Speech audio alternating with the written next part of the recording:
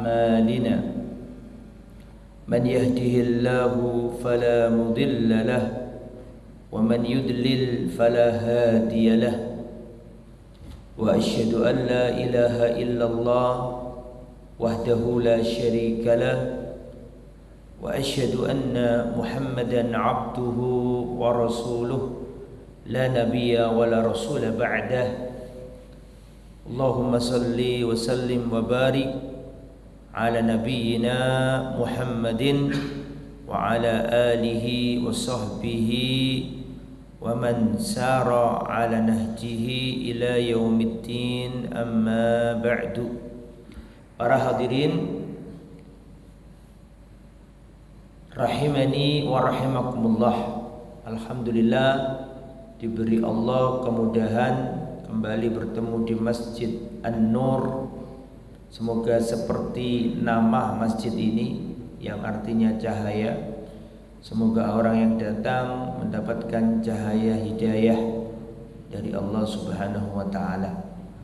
Salawat dan salam semoga terlimpahkan kepada baginda kita Nabiullah Muhammad sallallahu alaihi wasallam beserta keluarganya, para sahabatnya dan seluruh pengikutnya yang setia berjalan di atas ajarannya.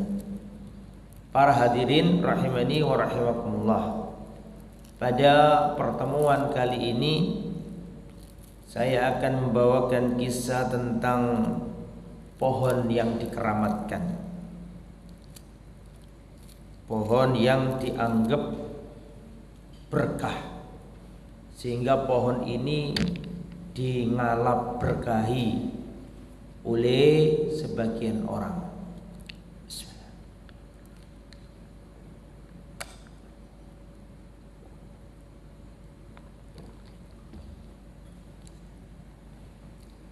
Cerita ini dicantumkan dalam kitab Musnad Imam Ahmad dan Sunan Imam At-Tirmidzi. Saya baca dulu supaya kita punya gambaran. An Abi Waqidin Al-Laythi radhiyallahu anhu, dari sahabat Nabi yang mulia Abu Waqid Al-Laythi. Beliau berkata, kharajna ma'a Rasulillahi sallallahu alaihi wasallam ila Hunain. Kami pernah keluar bersama Nabi menuju tempat namanya Hunain. Ini maksudnya perang ini. Jadi setelah Fathu Makkah terjadilah perang namanya perang Hunain. Perawi hadis ini mengatakan kami dulu pernah keluar dari kota Mekah bersama Rasulullah menuju Hunain, perang Hunain. Wa nahnu hadithu ahdin bi kufrin, dan kami baru-baru saja terlepas dari kekafiran. Artinya kami baru-baru masuk Islam. Walil musyrikina sidratun yaqifuna indaha. Waktu perjalanan menuju Hunain tadi, para sahabat ini melihat bahwa orang kafir itu memiliki sidroh, pohon. Sidroh itu pohon kayak bidara begitu. Yaqufuna indaha, pohon ini didatangi oleh orang-orang kafir, beribadah di pohon itu.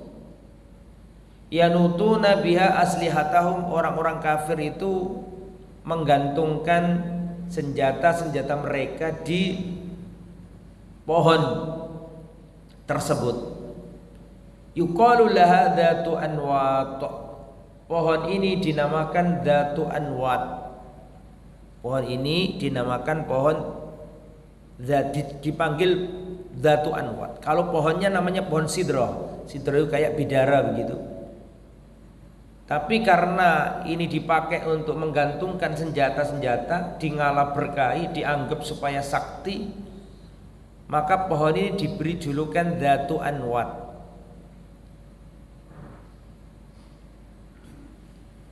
Qala Abu Waqid Al-Laitsi perawi mengatakan, famarorna bisidro, kami melewati pohon itu. Fakulna, maka kami berkata kepada Rasulullah, ya Rasulullah, ij'al lana dhata anwatin kama lahum dhatu anwat. Ya Rasulullah, tolong buatkan untuk kami dhatu anwat, tolong buatkan kami pohon keramat dhatu anwat kama lahum dhatu anwat, sebagaimana orang kafir itu juga punya dhatu anwat, pohon yang dingalap berkahi, pohon yang dikeramatkan. Jadi intinya sahabat-sahabat yang baru masuk Islam ini pengen niru gitu. Loh ya Rasul, itu orang kafir punya pohon, masa kita nggak punya pohon? Tolong ya Rasulullah, buatkan untuk kami pohon keramat dhatu anwat, sebagaimana orang-orang kafir itu juga punya dhatu anwat. Maka Rasulullah marah. Faqala Rasulullah sallallahu alaihi wasallam, Allahu akbar. Rasulullah berkata, Allahu akbar, innahas sunan, sesungguhnya yang kalian lakukan ini adalah sunan, ajaran-ajaran terdahulu. Qultum walladzi nafsi biyadi, kalian sungguh telah berkata, seperti sungguh kalian telah berkata demi Allah, sebagaimana dulu dikatakan Bani Israel kepada Musa, kalian minta aku buat pohon keramat karena orang kafir juga punya pohon keramat. Permintaan kalian ini sama persis dengan permintaan Bani Israel kepada Nabi Musa.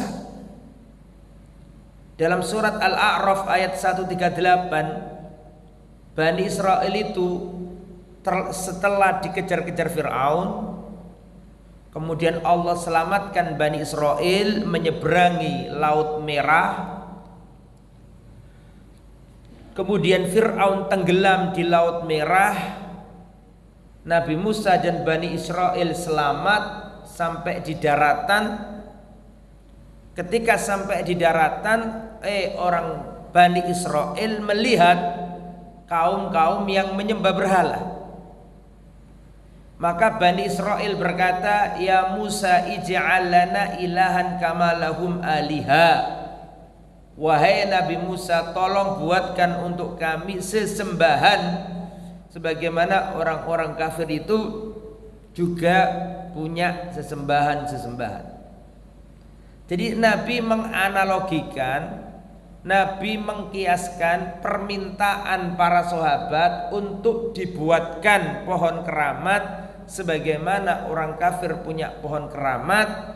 Maka permohonan sahabat ini dikiaskan oleh Nabi Muhammad SAW dengan permohonan Bani Israel kepada siapa?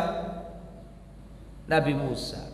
Wahai Nabi Musa, tolong buatkan untuk kami sesembahan sebagaimana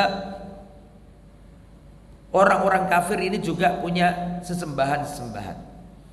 Maka Nabi Musa marah dan berkata, innakum qaumun tajhalun, sesungguhnya kalian ini kaum yang bodoh. Kemudian Nabi mengatakan, la tarkabunna sunana man kana qablakum, sungguh kalian benar-benar akan mengikuti tradisi umat-umat sebelum kalian. Hadis ini diriwayatkan Imam Ahmad dan diriwayatkan Imam At-Tirmidzi. Hadisnya sudah selesai, tapi kita harus tahu pelajaran-pelajaran yang terkandung di dalamnya.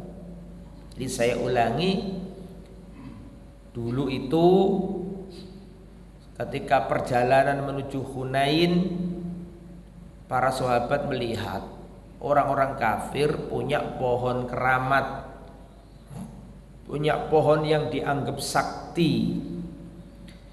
Lah orang-orang kafir itu menggantungkan senjata-senjata mereka di pohon tersebut supaya sakti, supaya macam-macam niatnya. Maka salah seorang sahabat Nabi berkata, "Ya Rasulullah, tolong buatkan untuk kami pohon keramat sebagaimana orang kafir punya pohon keramat."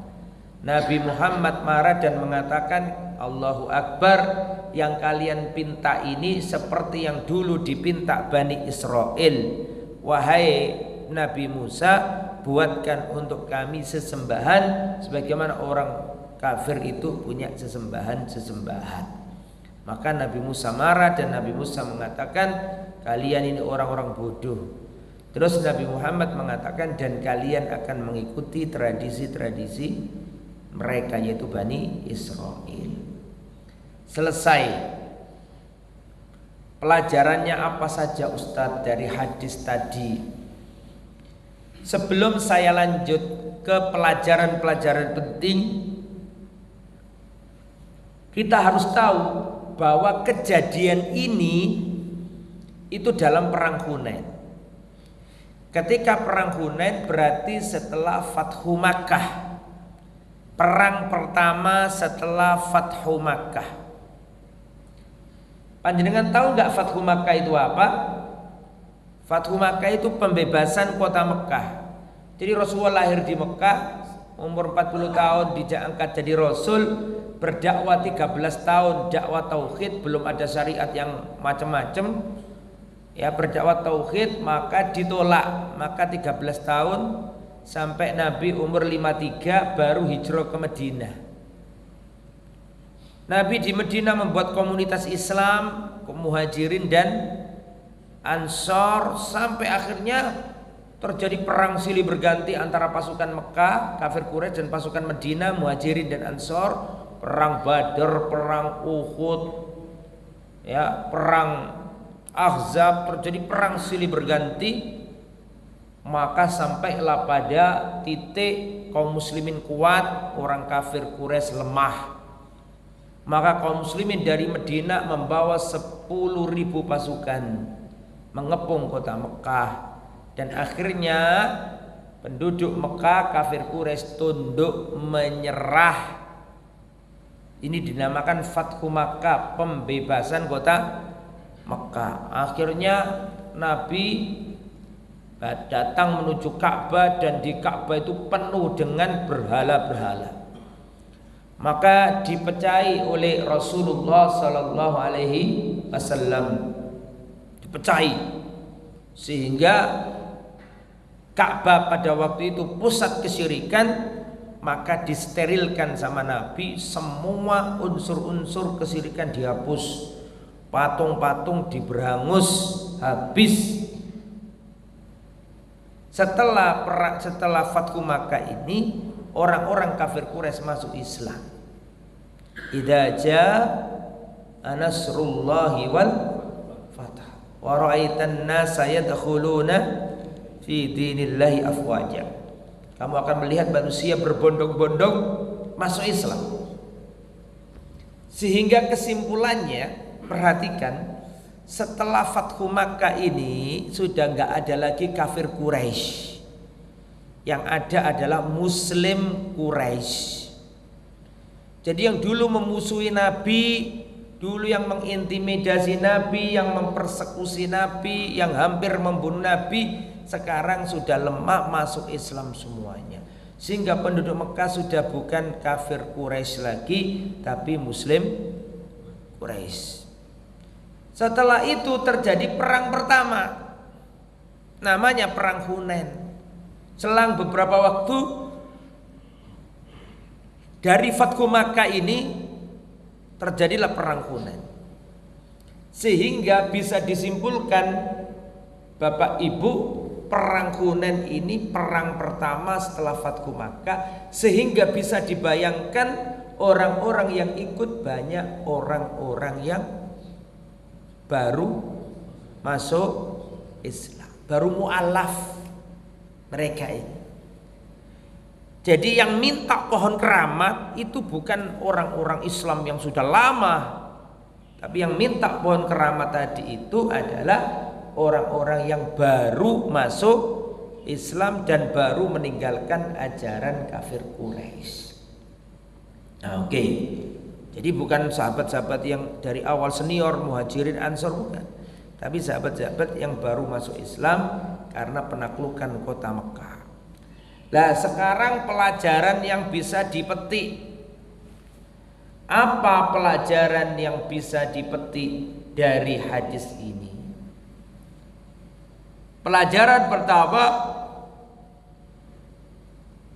at-tahdhir minasyirki, peringatan keras dari berbuat syirik. Sampai Nabi ketika diminta, "Ya Rasul, tolong buatkan untuk kami pohon sebagaimana orang kafir juga punya pohon." Saking marahnya Nabi berkata, "Allahu Akbar." Ini berarti peringatan keras dari bahaya syirik. Nah, karena kalau menganggap pohon itu keramat, menganggap pohon itu sakti, menganggap pohon itu bisa mendatangkan manfaat dan madarat, berarti ini syirik. Maka nggak boleh. Dan syirik ini Bapak Ibu larangan abadi. Dari Adam sampai Nabi Muhammad, seluruh para nabi melarang berbuat syirik. Bahkan ada ayat dalam Al-Quran, ayat ini ada di Injil, ada di Zabur, ada di Taurat, ada di kitab-kitab suci para nabi. Di dalam Al-Quran ada satu ayat, ayat ini turun ke Nabi Musa, Isa, Yahya, Zakaria, Sulaiman, Dawud, Idris, Nuh, Yunus. Semua nabi pernah dapat ayat ini. Apapun kitab sucinya mesti ada ayat ini. Siapapun nabinya yang diutus mesti pernah dapat ayat ini. Ada ayat yang nabi datang silih berganti, tapi ayat ini tidak pernah Allah ganti. Kitab suci diturunkan silih berganti, tapi ada ayat yang tidak pernah Allah ganti. Ayat paten. Dari Adam sampai Nabi Muhammad, seluruh nabi pernah dapat wahyu ayat ini. Surat Az-Zumar ayat 65. Allah Subhanahu wa taala berfirman, "Walaqad uhiya ilaika wa ilal ladzina min qablika." Sungguh telah diwahyukan kepadamu wahai Muhammad dan diwahyukan kepada orang-orang sebelummu semuanya. Seluruh para nabi dapat. Apa itu? La in asyrakta la yahbatanna amaluka. Kalau engkau melakukan kesyirikan maka terhapuslah amalan. Jadi seluruh para nabi mengingatkan umatnya dari bahaya syirik. Ini pelajaran pertama. Pelajaran yang nomor 2 adalah saddud dzari'ah, menutup pintu mengantarkan menuju kesyirikan. Saya mau tanya, ketika para sahabat minta pohon keramat tadi, kira-kira sahabat mau nyembah pohon apa enggak? Tolong dijawab. Hah? Apakah para sahabat ingin nyembah pohon itu? Jawabannya enggak. Cuma ngalap berkah. Tapi kalau ini dibiarkan, menganggap pohon ini sakti, akan menjadi jalan menuju apa? Kesyirikan. Maka ditutup sama Nabi. Bahkan Nabi mengkiaskan, perhatikan. Bahkan Nabi menganalogikan permohonan sahabat ini dengan permintaan siapa tadi? Bani Israel, yang menunjukkan itu jelas-jelas syirik. Tolong buatkan sesembahan sebagaimana orang-orang kafir punya sesembahan-sembahan. Itu kan lebih parah daripada apa? Pohon, kan gitu kan? Tapi meskipun demikian Nabi menganalogikan, mengkiaskan apa yang dilakukan sahabat dengan yang dilakukan Bani Israel. Berarti kan benar-benar ini ditutup rapat oleh Nabi, nggak boleh meyakini benda itu mendatangkan manfaat dan madarat selain Allah. Nah, pelajaran nomor 2 adalah menutup seluruh pintu menuju kesyirikan. Pelajaran nomor 3, an-nahyu anit tabarruk bil asjar, larangan ngalap berkah dengan pepohonan. Larangan ngalah berkah, tabarruk dengan pohon. Gak boleh. Waktu saya di Jordania, ada pohon yang katanya itu berarti enggak pasti dan banyak enggaknya daripada iyanya. Waktu saya di Jordania, pemerintahan Jordania itu menemukan pohon yang katanya pohon ini dulu dipakai Nabi bernaung ketika Nabi berangkat dari Mekah waktu kecil atau waktu masih muda, dagang ke negeri Syam, melewati pohon, terus Nabi duduk di bawah pohon itu. Namanya sama mereka dikasih nama, itu pohon Sahabi. Pohon Sahabi karena menemani Nabi. Pertama sulit dibuktikan.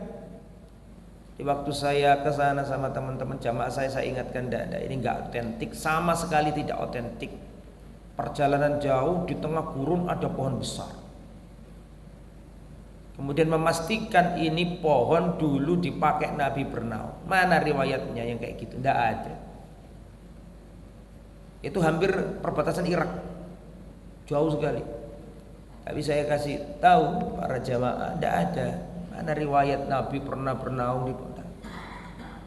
Dan untuk mengatakan ini pohon yang dulu, pertama riwayatnya nggak ada. Kalau riwayatnya ada, kok bisa memastikan ini pohon itu dari mana? Mana alat buktinya? Semua itu tidak lepas dari kebutuhan negara, karena Jordania itu tidak punya minyak. Jadi apa yang berpotensi dikunjungi orang dibangun besar-besar.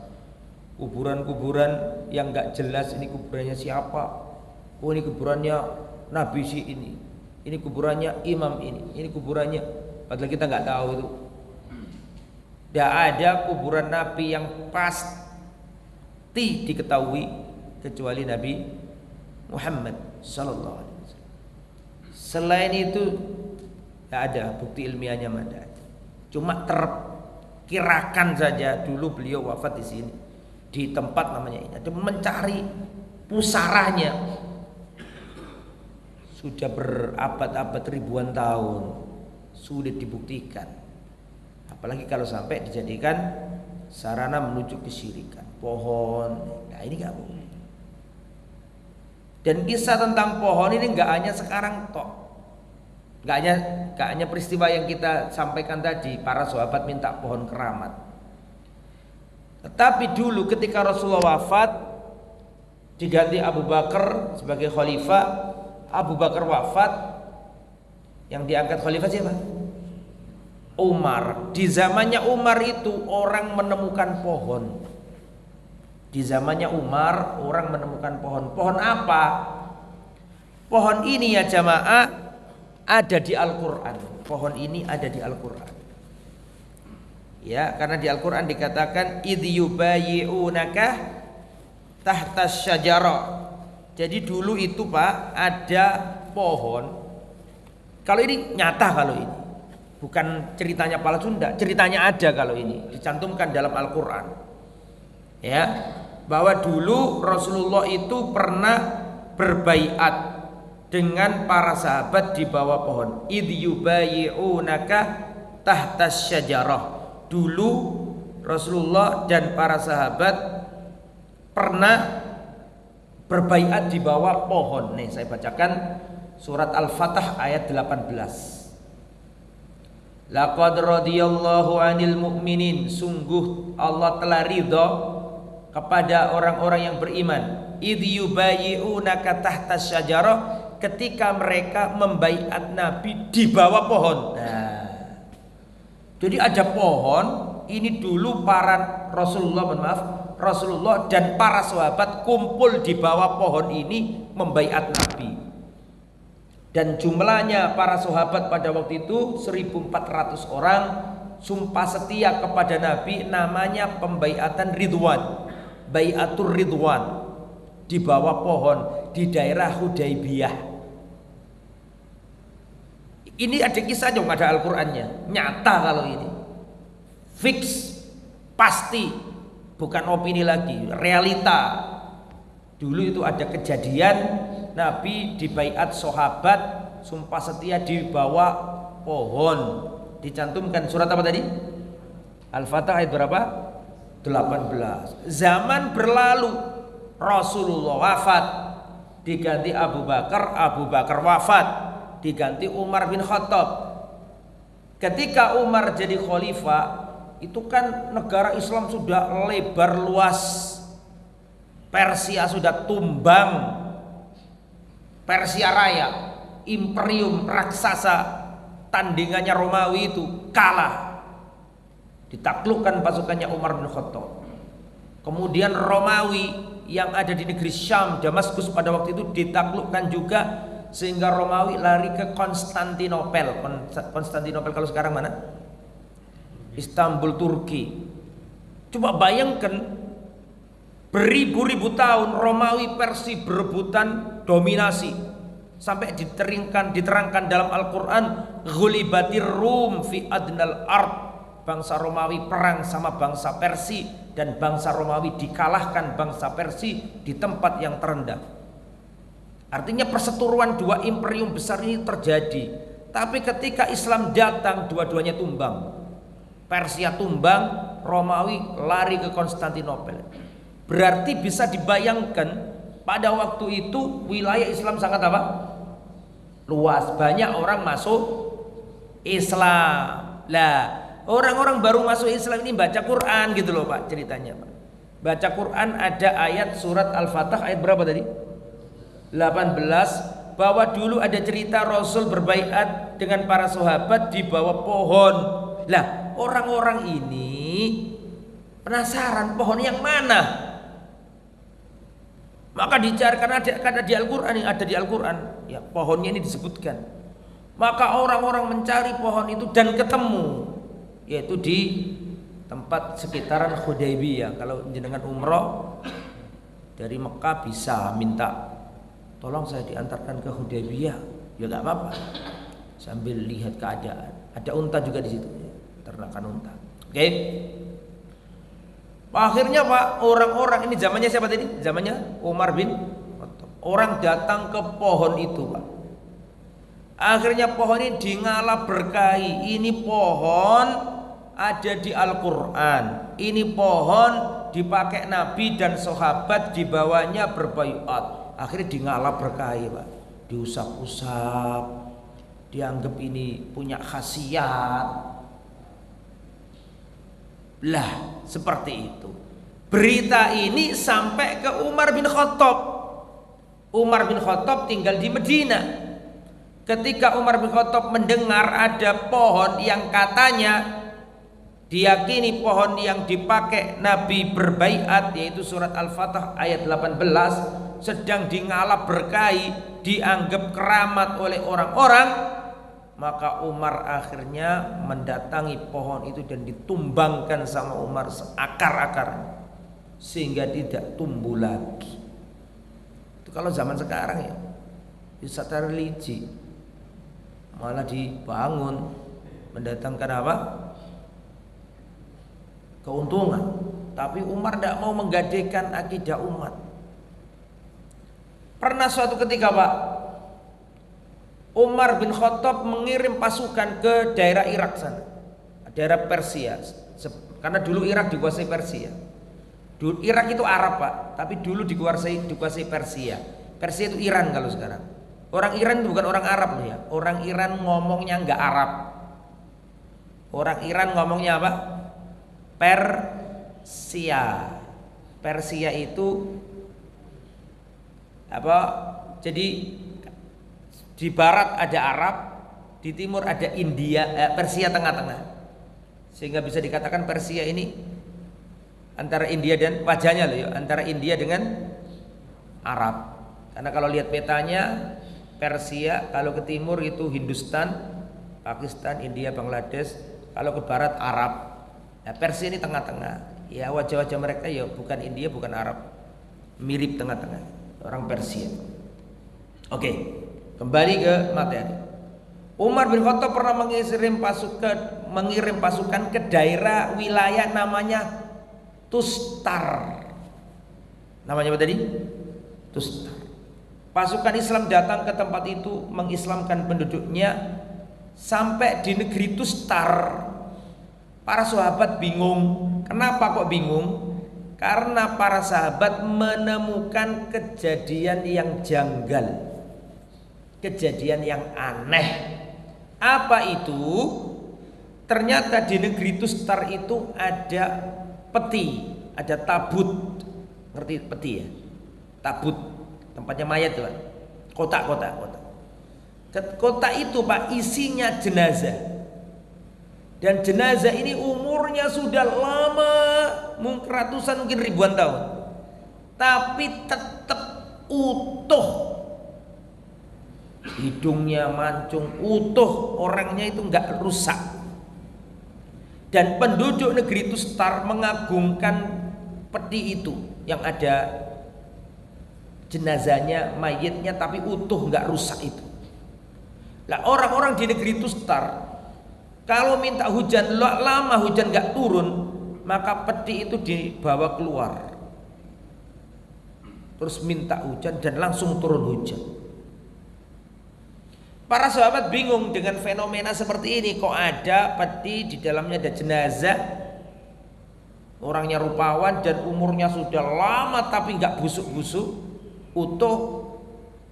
Kalau mereka mengalami kemarau panjang, maka ada kearifan lokal di tempat itu, local wisdom dikeluarkan, terus dipakai ritual-ritual begitu, turun hujan, Pak, supaya turun hujan. Dulu di Amerika juga mirip, Pak. Dulu di Amerika ada suku namanya suku apa?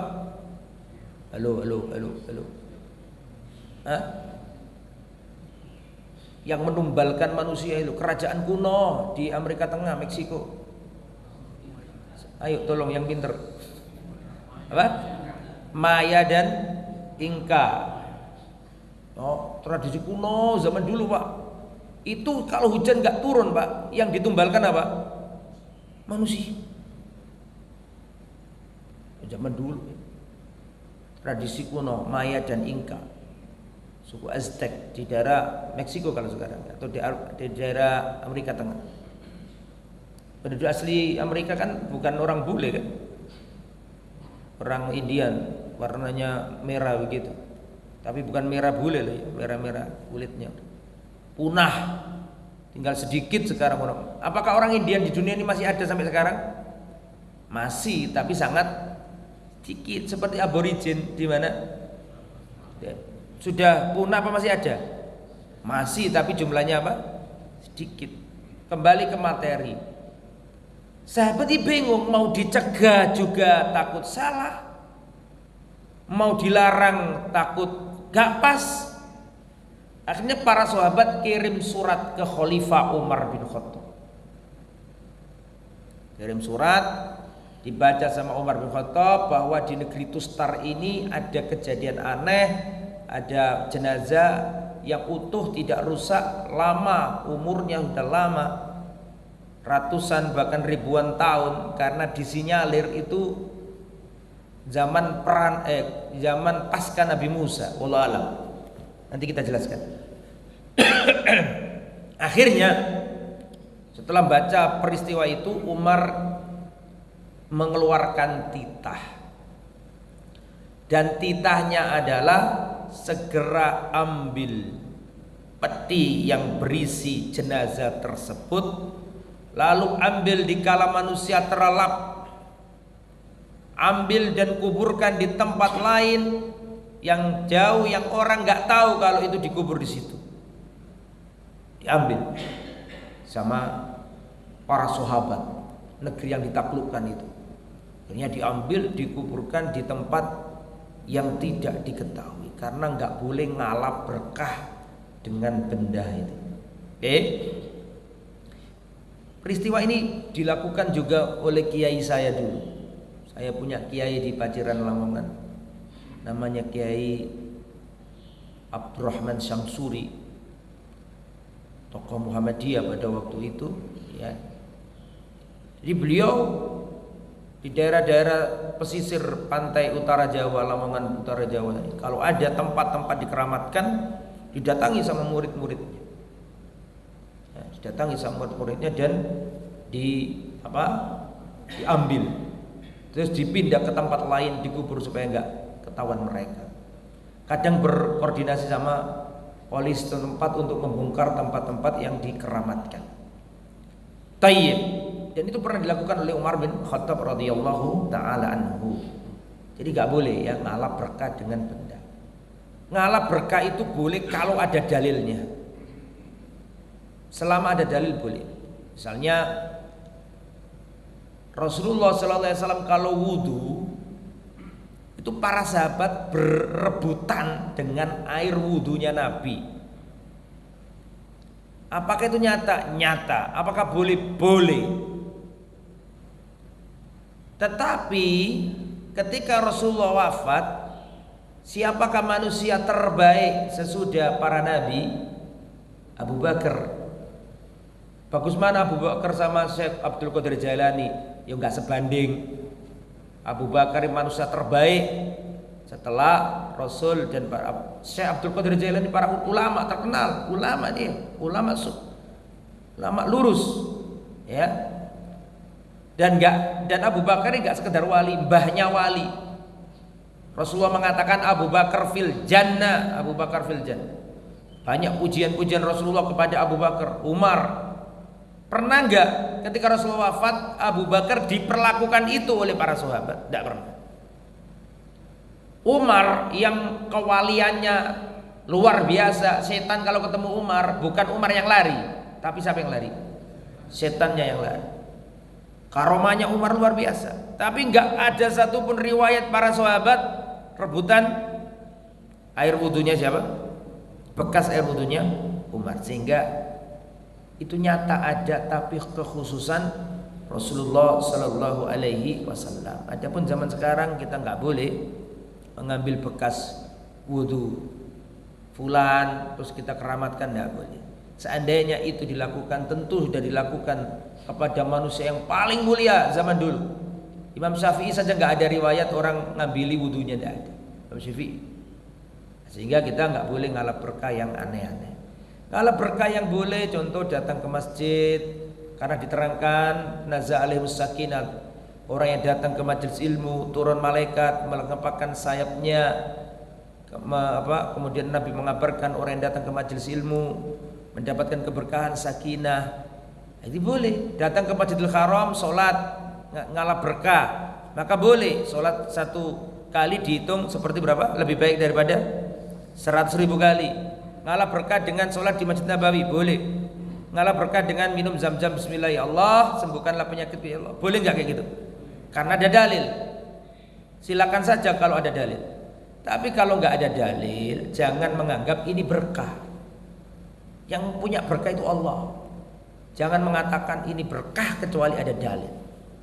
Kalau ada dalil monggo, kalau nggak ada dalil ya jangan. Ya. Seperti sholat di Masjidil Aqsa, cari berkah dengan cara sholat di Masjidil Aqsa, boleh enggak? Boleh, karena ada dalil. La tusyaddur rihal illa ila thalathati masajid. Tidak boleh pergi ke tempat untuk ibadah di tempat itu menganggap tempat istimewa kecuali 3 tempat saja. Masjidil Haram Mekah, Masjid Nabawi Madinah, dan Masjidil Aqsa Palestina. Semoga Allah membebaskan Masjidil Aqsa. Pelajaran nomor 4. Nomor 3 tadi kan larangan apa tadi?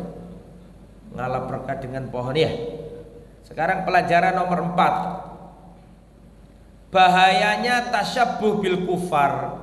Bahayanya niru-niru tradisi non muslim. Min asbabil inhiraf, termasuk sebab terjadinya penyimpangan dalam agama adalah niru-niru orang kafir non muslim.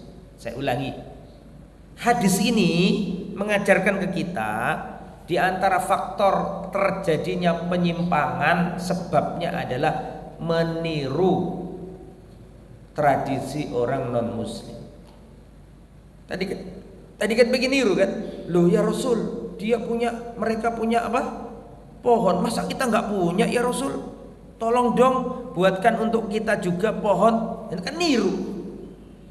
Seperti Bani Israel. Jadi ceritanya ketika mereka diselamatkan Allah dari kejaran Fir'aun, Fir'aun tenggelam sampai di daratan, mereka ketemu orang-orang nyembah patung. Maka Bani Israel minta, wahai Musa tolong buatkan sesembahan seperti mereka punya sesembahan. Marah Nabi Musa. Jadi meniru tradisi orang non muslim dalam hal keagamaan mereka. Kalau niru teknologi monggo, niru apa dalam hal duniawi ya silakan. Tapi kalau niru dalam keagamaan mereka tidak boleh. Lakum dinukum. Terus nomor berapa ini? Nomor pelajaran nomor 5. Pelajaran nomor 5. Ngalah berkah itu tradisi Bani Israel. Ngalah berkah itu tradisi Bani Israel. Ya, makanya antum tahu, mohon maaf, tempat ibadah umat Nasrani yang kuno-kuno itu kan diambil dari nama orang. Bisa dipahami? Nama orang itu ada kuburannya di situ. Gereja tua, tempat ibadah yang kuno-kuno di Eropa sana, itu biasanya dikasih nama sesuai dengan nama apa? Orang. Ya. Seperti kisahnya Rasulullah Sallallahu Alaihi Wasallam ketika para sahabat hijrah ke negeri Habasyah, mereka menjumpai di negeri Habasyah itu banyak apa? Tempat ibadah yang di dalamnya ada patung-patung dan gambar-gambar, karena mereka mengkultuskan ngalah berkah dengan tokoh-tokoh mereka. Makanya Rasul mengatakan la'anallahu al-yahuda wan nasara ittakhadhu qubur anbiya'i masajida. Laknat Allah bagi Yahudi dan Nasrani yang menjadikan kuburan Nabi sebagai tempat peribadatan. Ngalah berkah. Nah, ini enggak boleh. Ya. Masjid-masjid, kuburan-kuburan. Ya. Rasulullah mengatakan la taj'al qabri watanan yu'bad. Jangan jadikan kuburanku berhala yang disembah. Rasulullah sallallahu alaihi wasallam yang mengatakan itu. Jadi hati-hati dengan ngalah berkah monggo kalau ada dalil.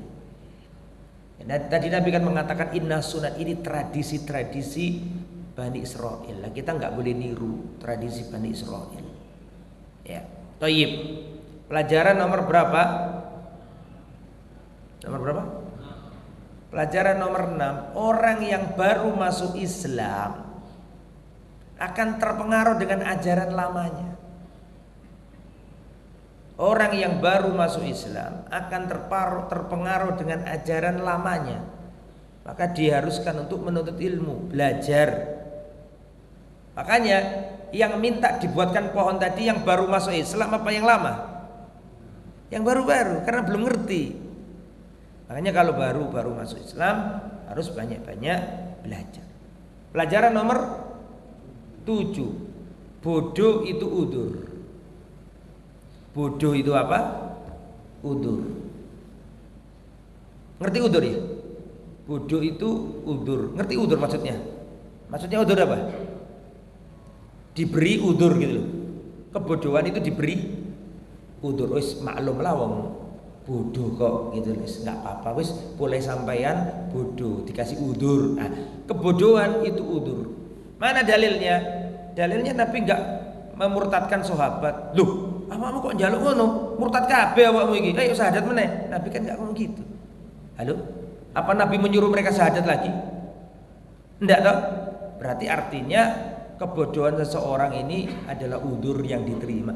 Terus Nabi Musa ketika Bani Israel mengatakan wahai Nabi Musa buatkan untuk kami sesembahan sebagaimana orang-orang kafir punya sesembahan, Nabi Musa kan marah. Nabi Musa mengatakan innakum qaumun tajhalun, kalian ini orang-orang bodoh. Nabi Musa enggak mengatakan kalian murtad semuanya, ayo syahadat lagi, kan enggak. Berarti di sini kebodohan itu diberi udur. Cuma kebodohan itu ada dua ya jamaah. Kebodohan itu ada dua. Kebodohan yang ma'dzur diberi udur, dan ada kebodohan yang enggak diberi udur. Seandainya semua kebodohan diberi udur, enggak usah belajar. tambah nanti ngerti ini nggak boleh ini nggak boleh itu, tambah nggak enak semua, wis gak usah belajar aja wis. Betul nggak? Tidak semua kebodohan diberi udur. Jika orang menuntut ilmu, sudah berusaha menghadiri majelis ilmu, kemudian belum sampai ilmu kepadanya, padahal dia sudah perjalanan menuju ke sana, ini diberi udur. Tapi kalau tidak pernah ke masjid, tidak pernah sholat, tidak mau ngaji, berpaling, ada kajian tidak mau denger, ya ini bukan bodoh yang diberi udur. Bodoh yang diberi udur itu sudah niat baik, sudah niat untuk mencari ilmu, tapi belum sampai ilmu kepadanya, insya Allah termasuk orang yang udur. Ya, tapi kalau bodohnya itu digawe-gawe dewe, tidak mau sholat ke masjid, tidak mau denger, pokoknya hidupnya ya rumah kerja pulang, rumah kerja seneng-seneng toh, tidak mau belajar. Nah, bodoh yang seperti ini tidak diberi utur. Selesai, masih ada waktu, silakan kalau ada pertanyaan silakan. Bismillah.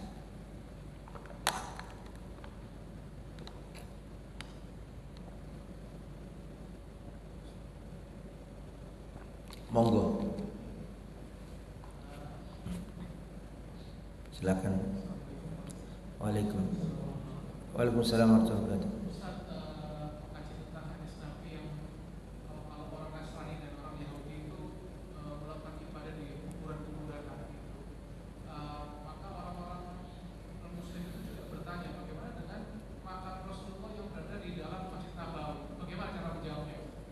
Nggih.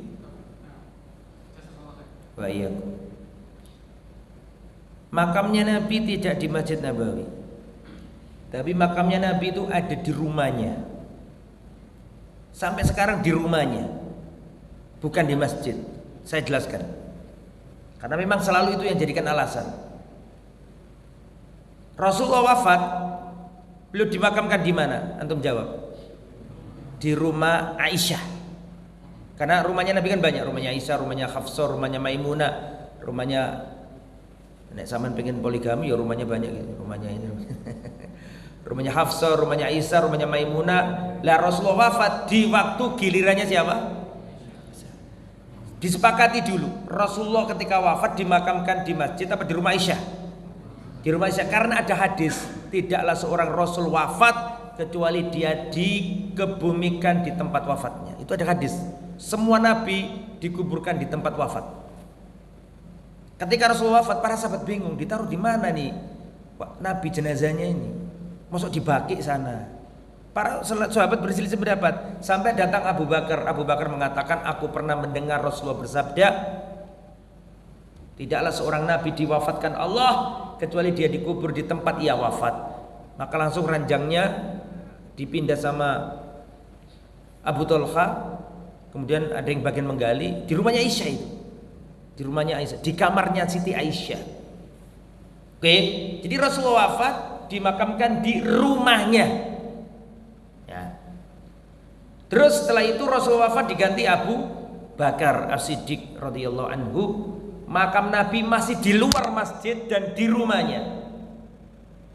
Abu Bakar wafat diganti Umar. Umar mimpin lama. Sampai Umar wafat sudah ada perluasan karena umat Islam semakin berbondong-bondong, ya kan? Masuk Islam.